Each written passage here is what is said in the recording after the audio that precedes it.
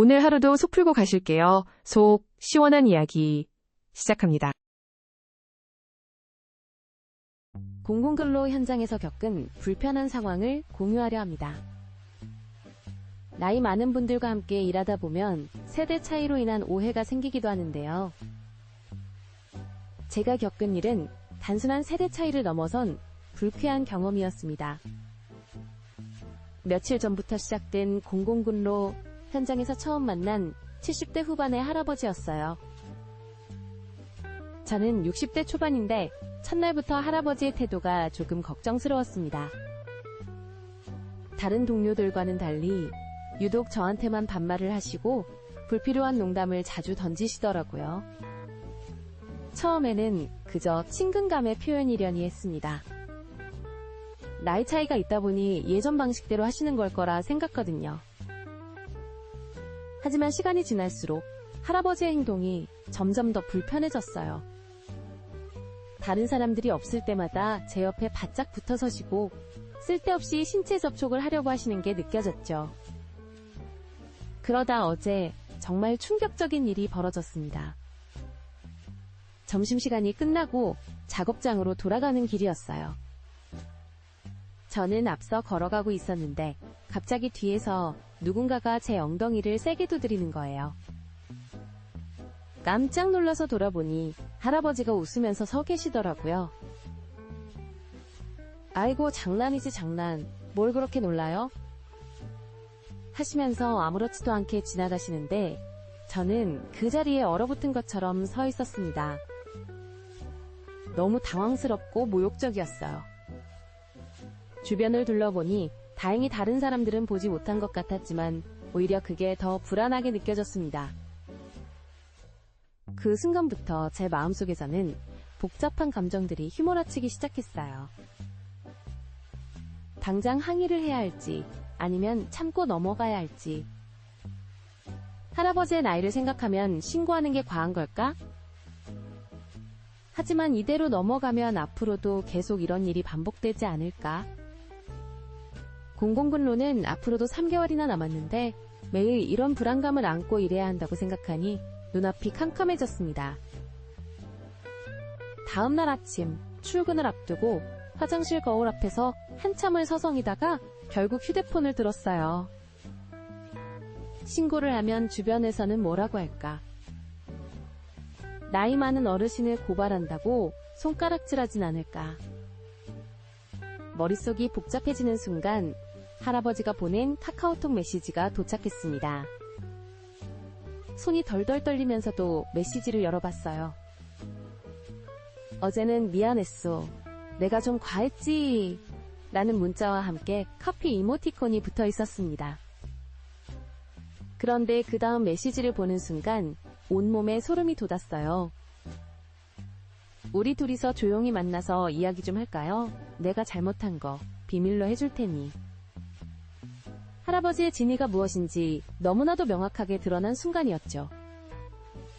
이건 단순한 실수가 아닌 의도적인 행동이었다는 걸 깨달았습니다. 더구나 이런 상황을 은폐하려 한다니. 그동안 제가 느꼈던 불편함이 결코 과민 반응이 아니었다는 걸 확신하게 됐어요. 떨리는 마음을 진정시키고 바로 담당 주무관님께 연락을 드렸습니다. 처음에는 말씀드리기가 너무 부끄럽고 망설여졌지만 제 휴대폰에 남아있는 메시지가 큰 용기가 되어주었어요. 주무관님께서는 제 이야기를 진지하게 들어주셨고 즉시 조치를 취해주시겠다고 약속하셨습니다. 그런데 이게 끝이 아니었어요.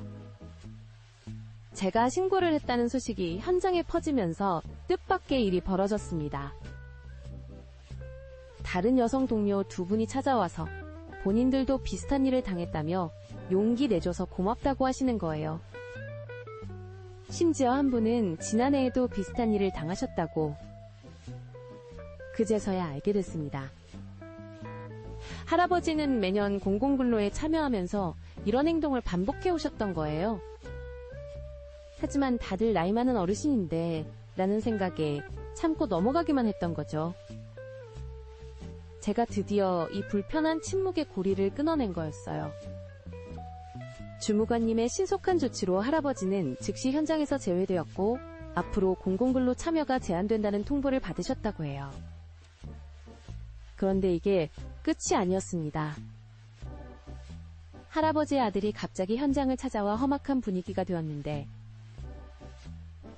할아버지의 아들은 처음에 큰 소리로 화를 내며 저를 찾아왔어요.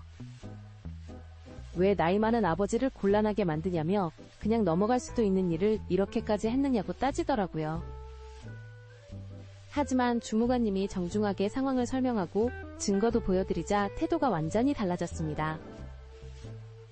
아들은 한참을 아무 말도 못하시더니 갑자기 고개를 깊이 숙이며 사과를 하시는 거예요. 아버지가 치매 초기 증상이 있으신 줄은 알았지만 이런 일까지 정말 죄송합니다. 라고 하시면서 눈시울을 붉히셨어요. 그동안 혼자 사시는 아버지가 걱정돼서 공공근로라도 하시라고 권했다는데 이런 일이 있었다니 본인 책임이라며 자책하셨죠. 그 순간 제 마음 한켠이 찡해졌어요. 물론 할아버지의 행동은 분명 잘못된 것이었지만 치매라는 병이 한 가정을 이렇게 힘들게 할 수 있다는 걸 새삼 실감했습니다. 아들은 앞으로 아버지를 더 잘 돌보겠다며 치매 치료와 상담도 적극적으로 받게 하겠다고 약속하셨어요. 이 일을 계기로 우리 공공근로 현장에도 변화가 생겼습니다.